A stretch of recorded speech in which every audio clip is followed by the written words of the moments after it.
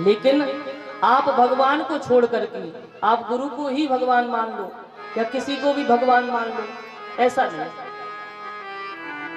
गुरु का सीधा संबंध परमात्मा से होता है और जीव का गुरु से होता है।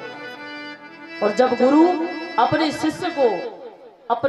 शिष्य को अंधकार से प्रकाश की ओर ले जाने के लिए प्रयास करता है। गुरु का मतलब होता है, गा का मतलब होता है अंधकार और रू का मतलब होता है प्रकाश। जो अंधकार से प्रकाश की ओर ले जाए वो होता है गुरु। गुरु गोविंद दो खड़े काके लागू पाए, और बलिहारी गुरुदेव की जो गोविंद दियो मिला। तो गुरु का काम है परमात्मा से मिला देना, खुद परमात्मा बन जाना नहीं है प्यारे। इसलिए गुरु के दिए हुए वचन और उनके आदेश की उस वाक्य को मानना है, तभी हमारा जीवन सफल हो जाएगा। ध्रुव जी महाराज पहुंचे यमुना किनारे दिव्य और कदम के वृक्ष के पास मधुवन में, और भगवान को प्राप्त करने के लिए तपस्या प्रारंभ की है। निरंतर उनकी तपस्या चल रही है। सबकी श्वास रुक गई, देवता लोग तड़पने लगे, श्वास लेने में दिक्कत आने लगी। भगवान के पास पहुंचे, कहा कि प्रभु हम सब श्वास नहीं ले पा रहे। भगवान ने देखा मेरा छोटा सा भक्त है ध्रुव, मैं उसका दर्शन करने जा रहा हूँ और आप सबकी श्वास फिर पुनः आ जाएगी। भगवान ने ये नहीं कहा कि दर्शन देने जा रहा हूँ। भगवान का परम भक्त छोटा सा बालक ध्रुव भगवान दर्शन करने जा रहे हैं। जैसे ही भगवान वहां पर पहुंचे तो ध्रुव जी के हृदय में जो छवि थी भगवान ने उसको अदृश्य किया, अलग किया। जैसे ही ध्रुव जी की जो हृदय में झांकी थी वो दूर हुई तो ध्रुव जी के नेत्र खुल गए और भगवान को देखने लगे। ध्रुव भगवान को देख रहे हैं, भगवान ध्रुव जी को देख रहे हैं, लेकिन कुछ नहीं बोल पा रहे हैं। क्या बोले? देवतागण आकाश में खड़े हैं कि हे भगवान, ऐसा सुंदर अवसर हमें प्राप्त हुआ होता तो हम तो लिस्ट बना लेते मांगने के लिए। बोलो राधे राधे। और ध्रुव कैसा है कि ठाकुर जी सामने खड़े हैं लेकिन ये कुछ बोलता ही नहीं। अरे हम होते तो हम तो लाइन वो लिस्ट बना लेते कि प्रभु हमें ये चाहिए, हमें ये चाहिए, लेकिन ये कुछ बोलता ही नहीं। अब भगवान ध्रुव जी सोचे कि मुझे परमात्मा मिल गए, अब क्या मांगना, क्या मांगना? सामने साक्षात भगवान हैं, हरि हैं। तब जब कुछ नहीं बोल पाए तो भगवान ने अपना शंख ध्रुव जी के कपोल में लगाया, यानी गालों से स्पर्श किया, और ध्रुव जी ने स्तुति की। तब उनको चेतना आई ध्रुव जी को और बोल पड़े, योन्ता प्रविश्यमम्बाचिमिमां प्रसुप्तं संजीवयदखिल शक्तिधरा स्वधाम्ना,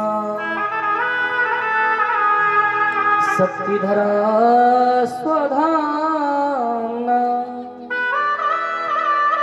अन्यास्त हस्त श्रवणस्वतागादीनो प्राणान् नमो भगवते पुरुषाय तुभ्यं। हे प्रभु, योन्तः प्रविश्यमां, आपने सोई हुई वाणी को जगा दिया। अभी तक तो कुछ नहीं बोल पा रहे थे, लेकिन जैसे ही प्रभु आपने शंख कपोल से लगाया, आपकी शक्ति का स्पर्श हुआ, तो हे प्रभु आपने मेरी सोई हुई वाणी को जगा दिया। नाना प्रकार से स्तुति की। भगवान ने कहा कि वरदान मांगो, क्या चाहते हो? तब ध्रुव जी ने कहा प्रभु कुछ नहीं चाहिए, आप मिल गए। और जिसका धन गोविंद हो, जिसका मन गोविंद हो, तो फिर उसे जीवन में क्या चाहिए?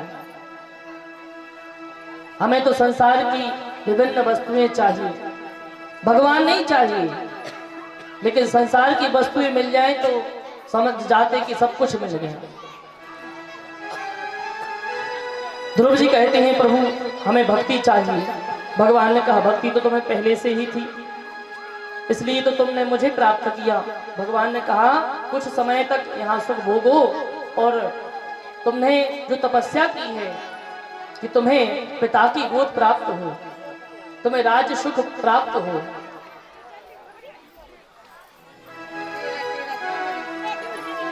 अभी पृथ्वी लोक पर शासन करो, वो जब समय आएगा तो मैं तुम्हें बुला लूंगा। अब ध्रुव जी महाराज को लेने के लिए उत्तानपाद आए, नारद जी ने भेजा, और उसके बाद ध्रुव जी महाराज ने सर्वप्रथम सुरुचि माता को प्रणाम किया, जिनकी बदौलत से, उनकी कृपा से आज ध्रुव जी को भगवान का दर्शन प्राप्त हुआ। बोले ध्रुव जी महाराज की जय। अब जब उन्होंने अपना शासन कार्य भोग लिया पृथ्वी लोक पर, तब मृत्यु आई। वहां से भगवान का विमान आया और भगवान के पार्षद ध्रुव जी को लेने आए। तब उसी समय मृत्यु देवी भी आ गई।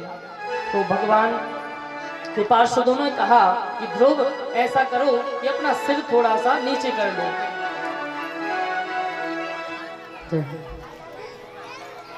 हमारे बीच में पंडित श्री उमाकांत दीक्षित जी अनोता वाली महाराज श्री का आगमन हुआ, बहुत बहुत प्रणाम। मांगा है मैंने श्याम से वरदान के ही, मांगा है मैंने श्याम से वरदान के ही,